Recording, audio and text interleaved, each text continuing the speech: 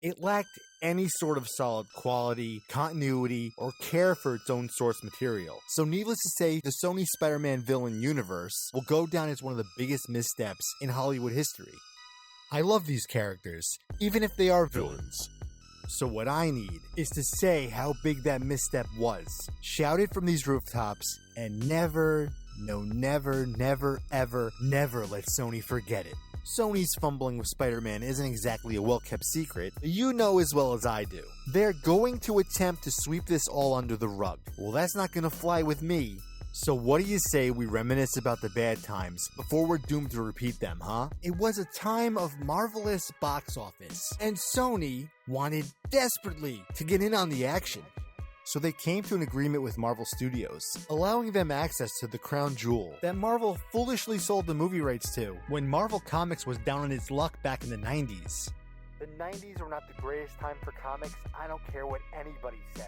The fans got to see Spider-Man join the MCU, starting with Captain America Civil War. It was a hokey, sped-up introduction, but Kevin Feige was happy. Fans were happy. I wasn't happy. Most fans were happy, but no one, and I mean no one, was more happy than Sony. They got cut into all the money Marvel was making, plus the Marvel rub of having Tony Stark appear in their Spider-Man films. I feel like any other studio would have been content. Not Sony, though. They held the cards and found it impossible to keep themselves from drinking the Kool-Aid. If taking a small part in a shared universe was good, then creating a whole-ass shared universe and keeping all the money must be great. And thus, a Spider-Man villain universe was born. Less born, more like shit into existence. Tom Hardy was cast as Eddie Brock in Venom.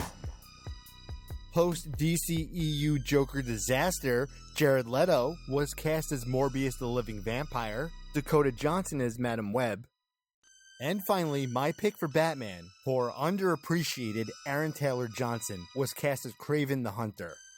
A Spider-Man was never cast. Uncle Ben's ghost.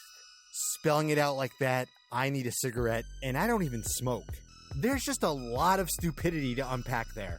I can't tell if they were trying too hard or not enough. How could the studio head at Sony and all of their executives be so out of touch with the audience of this franchise?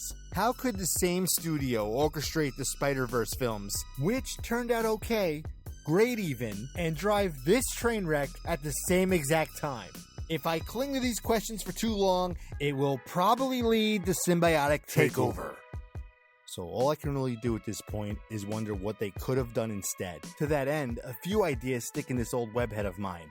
Some are super realistic, while others not so much. Yet no matter how you slice it, any one of them would have been better than what Sony ultimately went with. They could have saved themselves so much trouble ages ago if they had just sold the movie rights back to Marvel Studios, instead of refusing to cut their losses and managing to dig their own grave. Or perhaps they should have went with a plan that had some semblance of purpose behind it. By truly working with Marvel, their films could have made them a constant boatload of money as a feeder system to the MCU. Picture it, Kevin Feige and his team laying out the creative, Sony flipping the bill but also reaping the lion's share of the revenue, setting out to make movies that are origin stories for the villains. Which are and should always remain villains. Thank you. Then Marvel could use them in any number of MCU Spider-Man films. Films that could hit the ground running without having to squeeze in villain origins, allowing for more time to be devoted to things like character growth, heart, and drama. This last creative idea is the most simple, it seems to me. Sony has seen spectacular success with their animated Spider-Verse films, yet not one goddamn person at Sony thought it would be a good idea to do a live-action Miles Morales cinematic universe?